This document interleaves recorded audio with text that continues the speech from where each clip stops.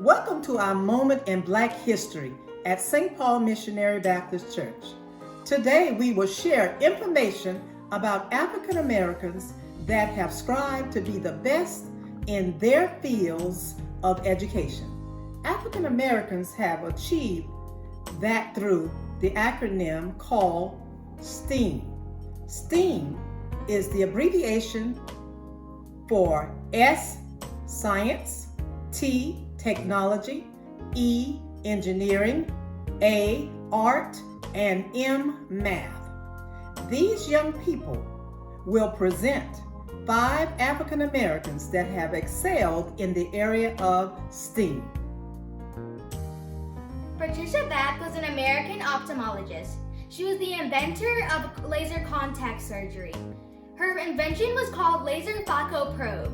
Beck was the first African-American woman doctor to receive a patent for medical purpose. The holder of 5 patents, she also founded the nonprofit American Institute for the Prevention of Blindness in Washington, D.C. On the 30th of May 2019, Patricia Beck had died at the age of 76.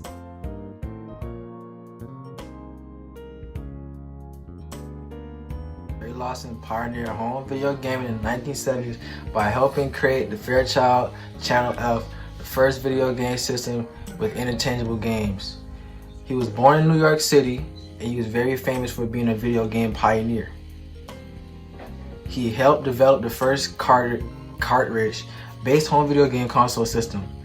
His father was a longshoreman, and his mother worked for a little business in New York City, where he grew up with one brother. He was inspired by George Washington Carver, and he became very successful in his life as a black man.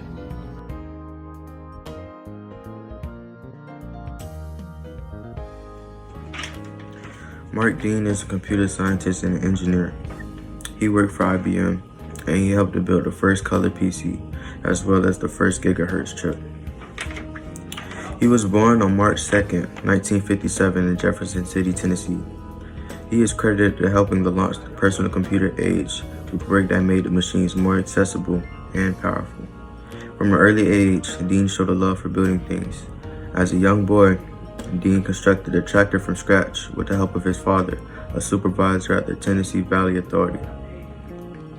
Dean also excelled in many different areas, standing out as a gifted athlete and an extremely smart student who graduated with straight A's from Jefferson City High School.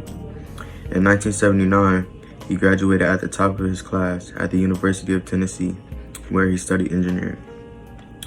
Not long after college, Dean landed a job at IBM, a company he would become associated with for the duration of his career. As an engineer, Dean proved to be a rising star at the company. Working closely with a colleague, Dennis Moeller, Dean developed the new industry standard architecture, ISA systems bus, a new system that allowed peripheral devices like disk drives, printers, and monitors to be plugged directly into computers.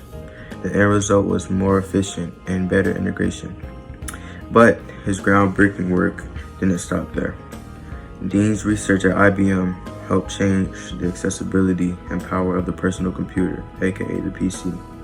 His work led to the development of the color PC monitor, and in 1999, Dean led a team of engineers at IBM Austin, Texas lab to create the first gigahertz chip, a revolutionary piece of technology that is able to do 1 billion calculations a second. And Dean is still alive today.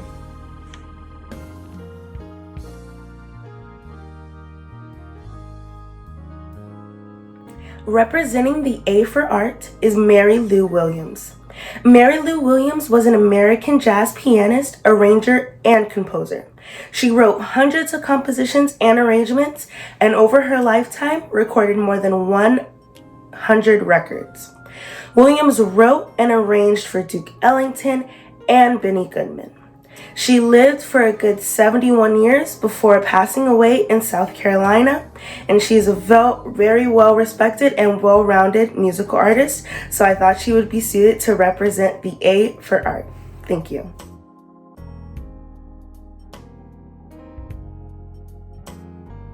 Katherine Johnson was born August 26, 1918, in White Sulphur Springs, West Virginia. As a young girl, Katherine loved to learn and count.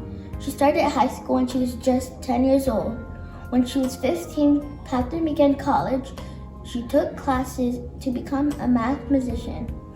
Katherine studied hard and graduated from college when she was 18. After college, Katherine became a teacher. She taught school until she married James Francis Goebel and had 3 daughters. When her husband became very sick, she started teaching again to support her family. James Goebel died in 1956. In 1959, Katherine married James A. Johnson. They were married for 60 years until his death in March 2019. When Katherine was 34, she heard that NACA, later called NASA, was hiring African American women to solve math problems. These workers were called computers. She worked with a large women of group who were all computers like she was, but Katherine was different from the other human computers. She became the only woman on a team who worked on different space projects for NASA in 1962. The United States decided to send people to the moon. That was big news. Getting to and from the moon would take a lot of work. Katherine studied how to use geometry for space travel. She figured out the path for spacecraft to orbit the Earth and land on the moon. NASA used Katherine's math and it worked. NASA sent astronauts into orbit around the Earth. Later, her math helped send astronauts to the moon and back. NASA could not have done these things without Katherine Johnson and her love for math. Katherine Johnson worked for NASA for more than 30 years and retired in 1986. Katherine Johnson was a member of Alpha Kappa Alpha sorority incorporated. Throughout her life and career, she received many awards and honors for her work at NASA, including the Presidential Medal of Freedom in 2015 from President Barack Obama, honorary doctorates from Spelman College in 2017, and from the College of William and Mary in 2018, and a Congressional Gold Medal in 2019. Katherine Johnson died on February 24, 2020.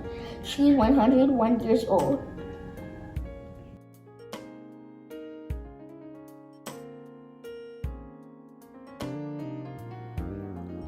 Let us always remember, as African Americans, that we are fearfully and wonderfully made in the image of God. This has been a moment in Black history.